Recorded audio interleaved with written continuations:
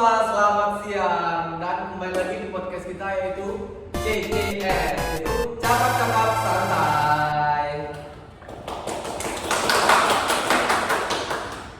Nah, tema kita kali ini adalah tentang nawacita nih teman-teman. Jadi, sebuah visi pembangunan nasional yang menjadi arah besar nih dan pemerintahan dan bagaimana kita sebagai mahasiswa memandang itu. Hari ini yang sendiri ya. Jadi di sini ada teman-teman saya yang akan menjelaskan apa sih itu nawacita. Jadi mungkin perkenalan dulu nih, bagusnya. Mungkin dari Mas ini siapa namanya Mas? Halo, perkenalkan nama saya Rizdian.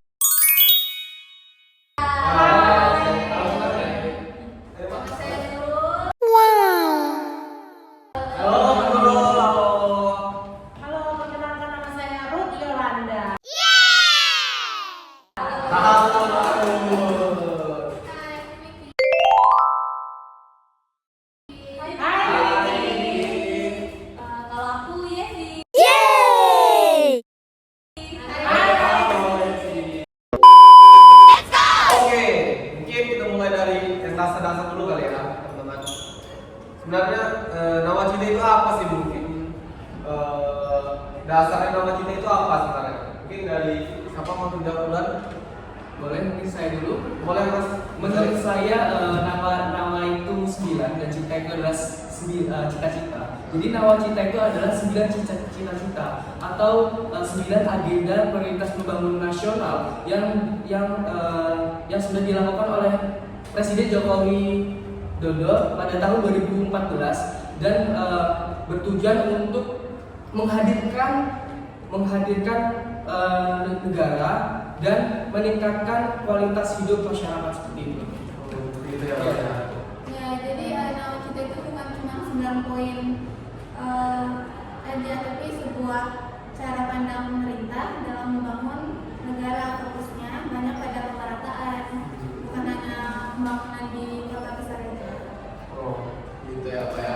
Betul sih, jadi kan kalau dilihat dari 9 poin ini banyak yang menyasar ke arah seperti birokrasi yang belum efektif, pelayanan publik, ketimpangan pendapatan, pembangunan dan ekonomi kerakyatan juga. Oh, seperti itu. Oke. Nah, jadi di nawacita kan ada 9 poin ini. Mungkin kita mau jelasin mungkin dari 1 sampai 9 poin itu. Apa sih sebenarnya nawacita ini?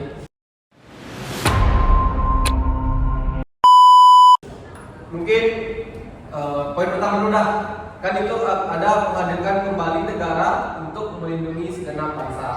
Mungkin poin pertama ini siapa yang mau bahas?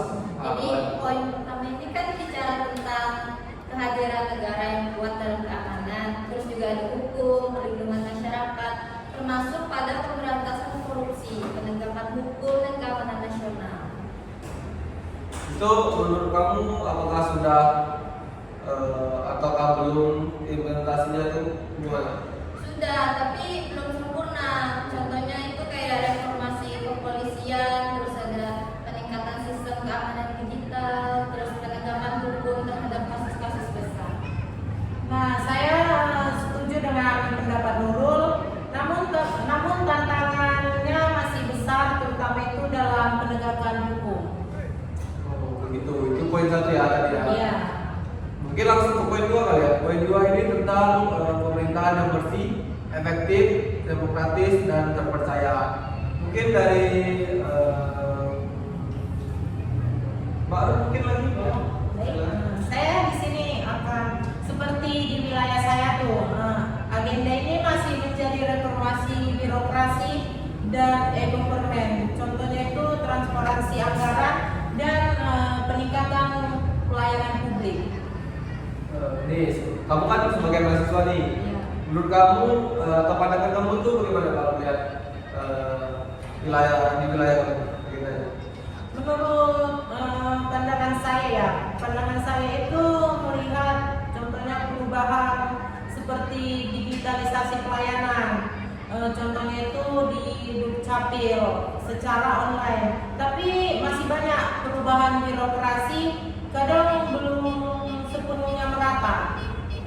Nah, betul. Jadi teknologi maju, tapi sumber daya manusia itu aparatur harus ikut berkembang sehingga itu balance gitu.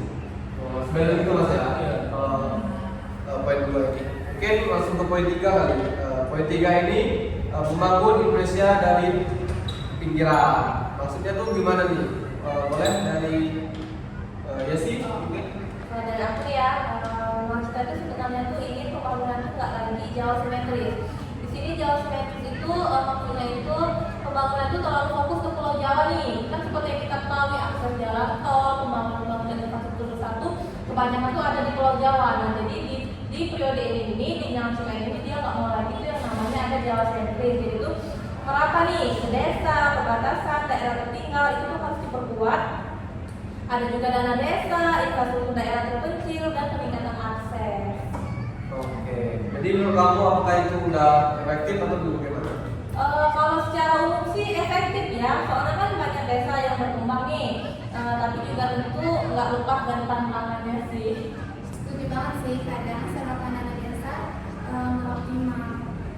Gitu ya. Mungkin langsung ke poin 4 kali ya. Poin 4 ini tentang reformasi sistem dan penegakan hukum. Mungkin dari Mbak Eka lagi lah, gimana nih dari Mbak Eka?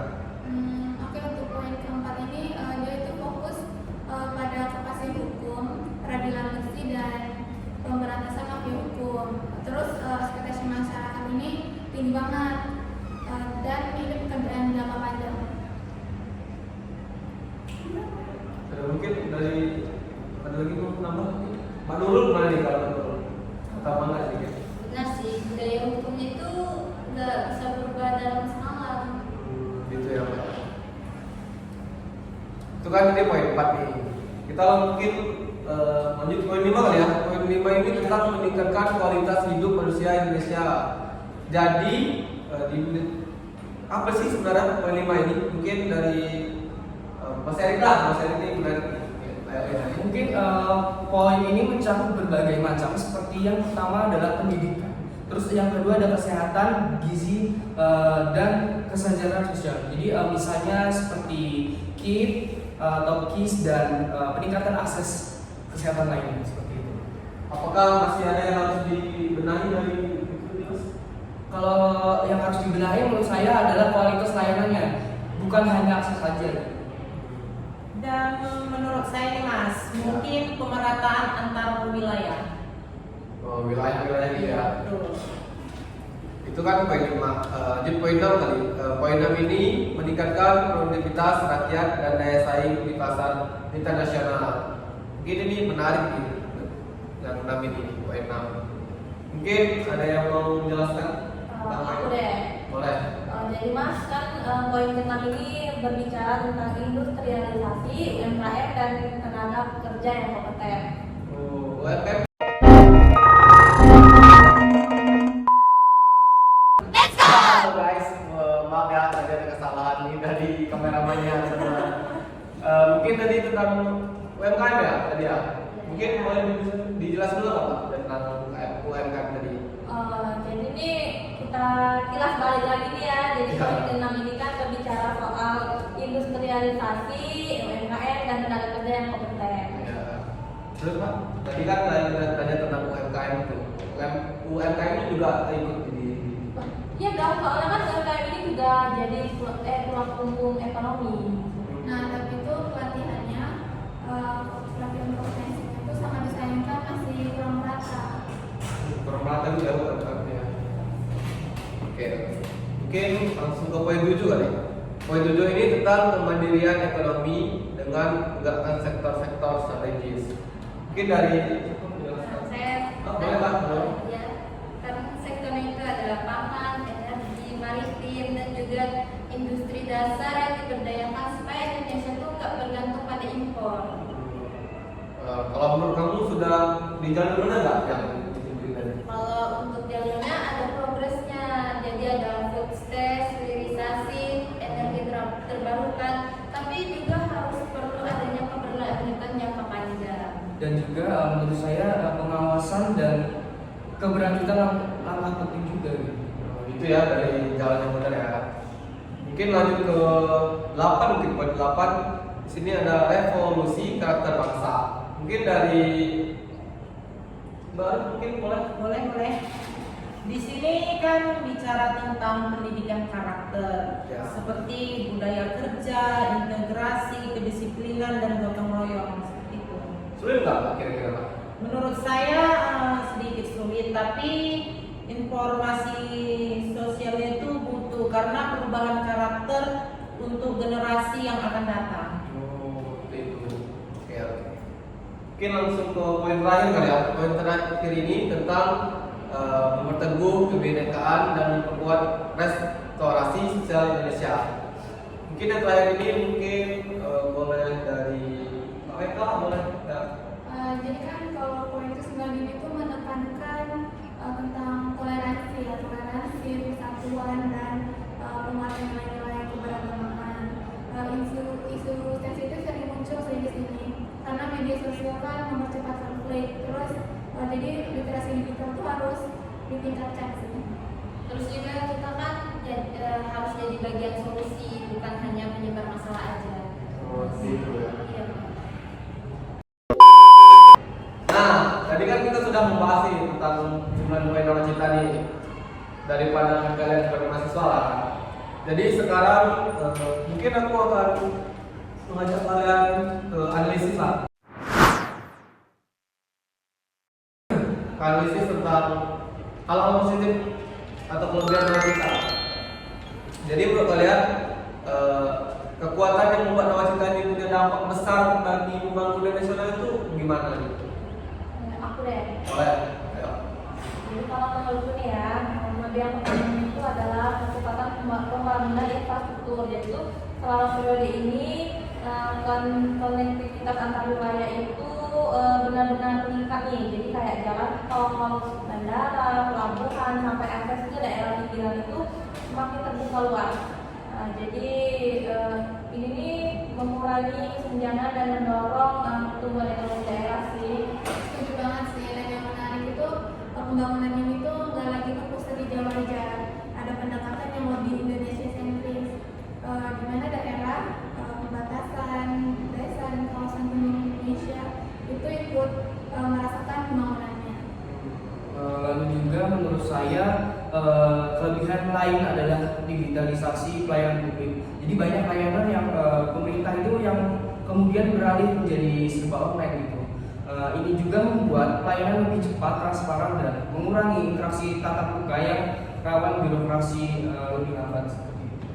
Jangan lupa juga ekonomi kerakyatannya, kan ada upaya kuat untuk mendorong UMKM, ekonomi desa, pemberdayaan masyarakat, bahkan program perlindungan sosial juga meluas, itu termasuk keuntungan besar untuk masyarakat yang rentan.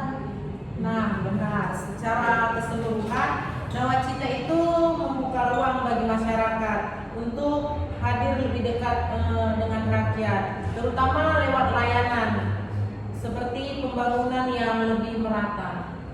Oh, itu Pak ya, Mas ya. Iya. Itu kan dari kelebihannya. Mungkin kalau dari kekurangan nawacita ini bagaimana nih? Mungkin siapa mau jawab duluan atau mau masuk duluan?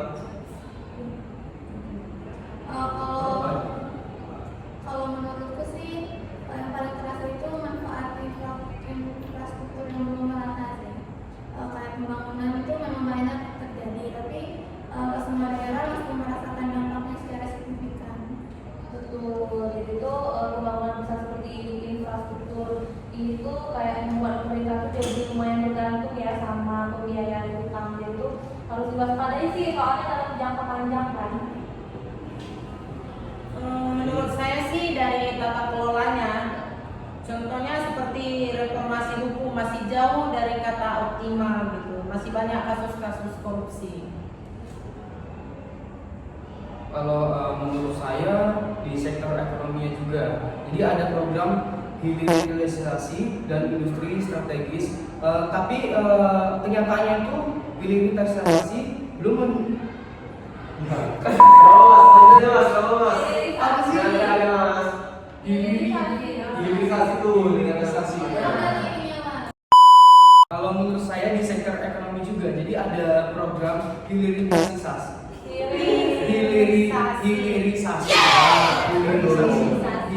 hilirisasi Ya,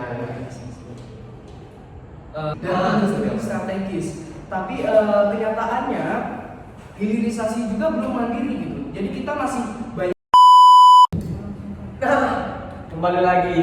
Error lagi. Sorry guys. Ya, jadi mungkin lanjut dah. Apa lagi? Mbak ya? Kan tadi selain itu juga kan situasi pas pandemi COVID-19 itu banyak target pembangunan jadi tertunda ya. Jadi terutama yang berhubungan dengan ekonomi masyarakatnya. Oh, gitu ya dari kekurangan nawacita ini ya. Kan tadi kita sudah membahas kelebihan dan kekurangan nawacita. Jadi pasti ada keberhasilan dong dari nawacita ini. Mungkin mau dibahas nggak ya? Boleh dibahas ya. Mungkin Boleh. ada salah satu dari kalian mau bahas? Saya mungkin menurut saya keberhasilan paling jelas itu adalah pembangunan infrastruktur dan pemerataan wilayah. Ini juga sesuai dengan nawacita nomor 3. Jadi tentang pembangunan Indonesia dari pinggiran. Jadi hasilnya itu cukup terlihat baik dari pembangunan fisik maupun peningkatan akses layanan dasar seperti itu. Selain itu juga Mas, peningkatan kualitas masyarakat itu lebih terlihat gitu. Misalnya kayak akses kesehatan, pendidikan, terus juga ada bantuan sosial yang mudah dijangkau, terus juga peningkatan kualitas masyarakat di Indonesia itu lebih baik. Jangan lupa soal kedaulatan maritim. Nah, jadi itu ada peluang besar dalam bagaimana sih negara itu mengelola laut, soal perbatasan dan juga sumber daya maritimnya. Jadi kebijakan ini tuh memperkuat posisi Indonesia sebagai negara yang apa ya, kayak kepulauan lah. Begitu, negara kepulauan. Ya. Kita biasanya kan negara kepulauan ya. Ya. Oke, mungkin tadi kita sudah membahas tentang keberhasilan nih. Setiap ada keberhasilan itu mungkin susah dijelasinnya. Mungkin dari kegagalan nawacita ini atau yang belum berhasil dari nawacita ini ada nggak sih? Mungkin menurut saya Mas, Nah, ada ya. yang pertama itu tentunya reformasi hukum dan tata kelolanya. Di agenda ini kan mendapatkan sorotan karena masih banyak terjadi kasus korupsi dan lemahnya konsisten penegakan hukum. Seperti beberapa lembaga masih dinilai seperti kurang transparan dan kurang efektif. Oh. Ada kegagalan di kemandirian ekonomi. Jadi tuh walaupun ada upaya untuk meningkatkan sektor strategis, industri nasional tuh belum sepenuhnya mampu berdiri sendiri. Jadi daya saing internasional tuh juga masih lemah. Berikutnya juga ada revolusi karakter bangsa. Ini sangat mulia, tapi kan implementasi di masyarakatnya itu sulit, di mana perubahan karakter masyarakat itu bukan hal yang bisa terjadi sampai 5 sampai 10 tahun ya. Jadi wajar kalau misalnya kita masih jadi ada yang sering dikritik. Dan juga menurut saya isu kebinekaan dan restorasi sosial juga menjadi tantangan gitu. Jadi dinamika politik, media sosial dan polarisasi membuat agenda ini sulit diwujudkan sebelumnya. Gitu Mas ya. Dan mungkin dari aku sendiri mungkin juga melihat nih beberapa contoh kasus yang menunjukkan lemahnya sistem pengawasannya dari nawacita ini. Misalnya dari pengembalian aset negara dalam kasus keuangan lembaga. Nah, ini kita sekarang kita memasuki ke bagian yang cukup menarik nih. Jadi dari pandangan kalian mahasiswa manajemen pemerintahan, gimana nih pandangan kalian soal tentang nawacita sebagai agenda pembangunan nasional? Bagaimana nih?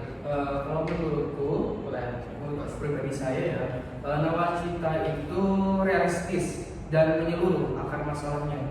Tapi juga implementasinya juga aku harus lebih disiplin dan konsisten, apalagi di level daerah. Kalau menurut aku nawacita sih bagus, tapi itu butuh integrasi kebijakan lintas sektor, nggak bisa dipisah-pisah. Setuju. Jadi itu evaluasi itu harus terus-menerus yang dilakukan, ditambah juga dengan pengawasan dari masyarakatnya. Keterlibatan masyarakat dan desa juga fungsi itu, jangan hanya pembangunan fisik aja, tapi juga manusianya. Kalau menurut aku sih dari sisi birokrasinya, karena yang paling penting itu adalah reformasi SDM aparaturnya menjadi fondasi untuk semua program. Begitu ya. Mungkin kalau saya simpulkan ini ya, Nawacita itu adalah visi besar pembangunan nasional yang banyak dampak positif, terutama bagi dalam infrastruktur, pemerataan, layanan dasar, dan pemberdayaan masyarakat. Namun mungkin ini masih ada berbagai tantangan ya dalam penegakan hukumnya ya.